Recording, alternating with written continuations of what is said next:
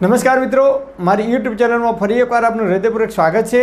આજનો ટોપિક છે મિત્રો કે જ્યારે પણ પાદ આવે ત્યારે એ વેગને ક્યારેય રોકવો નહીં। આવા 14 પ્રકારના વેગ ચરક ઋષિએ ચરક સંહિતામાં બતાવે છે અને એ 14માંથી એક પણ વેગ આપણે ક્યારેય એ વેગને ક્યારેય રોકવો નહીં। તો પાદ ક્યારે આવે છે કે આપણે જે કંઈ ખોરાક લઈએ છીએ એ ખોરાકનું યોગ્ય રીતે ડાયજેશન થતું નથી, એટલે કે એ ખોરાકનું યોગ્ય રીતે પાચન થતું નથી।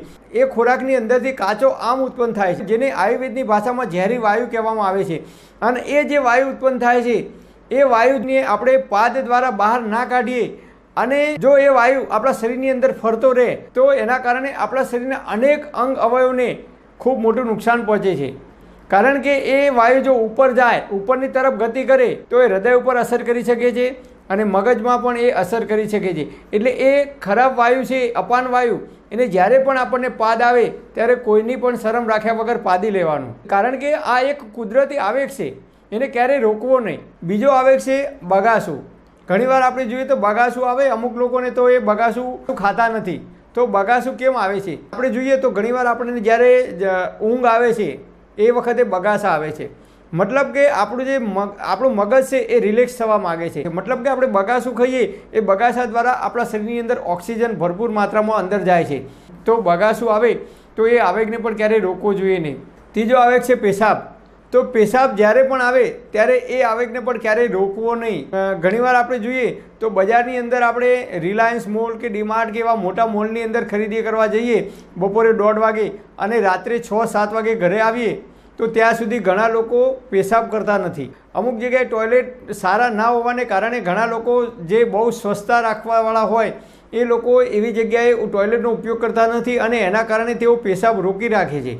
અથવા ઘણી જગ્યાએ આપણે મુસાફરી કરતા હોય બસમાં કે ટ્રેનમાં તો ઘણીવાર આળસના કારણે પણ લોકો પેશાબને 3-4 કે 5 કલાક સુધી રોકી રાખે છે। એ સિવાય આપણે કોઈ જગ્યાએ ભજનમાં, ડાયરામાં કે કોઈ એવી જગ્યાએ બેઠા હોઈએ તો ઘણીવાર આપણે પેશાબને 4 કે 5 કલાક સુધી રોકી રાખીએ છીએ। તો આમ નાની નાની બાબતમાં આપણે પેશાબને રોકી રાખીએ છીએ, પરંતુ ક્યારેય પેશાબને રોકવો નહીં। તમે જુઓ, નાના બાળકો હોય તો પેશાબ આવે તરત પેશાબ કરી દે, એ ઘોડિયામાં હોય કે કોઈના ખોળામાં બેઠા હોય, ગમે ત્યાં બેઠા હોય, ચિંતા કર્યા વગર પેશાબ આવે કે ટોયલેટ આવે તરત કરી દે છે। તો એ રીતે આપણે પણ જ્યારે પણ પેશાબ આવે ત્યારે કરવું જોઈએ, નહીં તો જો આપણે પેશાબને રોકી રાખીશું તો એની અસર કિડની ઉપર થાય છે। આપણા શરીરમાં જેની અંદર પેશાબનો સંગ્રહ થાય છે એ પેશાબની જે કોથળી છે એના ઉપર એની અસર પડે છે। જે રીતે દાખલા તરીકે આપણે કોથળી હોય પ્લાસ્ટિકની, એની અંદર પાણી ભરીએ અને પછી આમ પકડી રાખીએ તો કલાક, 2 કલાક, 3 કલાક, 4 કલાક સુધી તો શું થશે, એ કોથળી ધીમે ધીમે લોબી થાય છે, પહોળી થાય છે।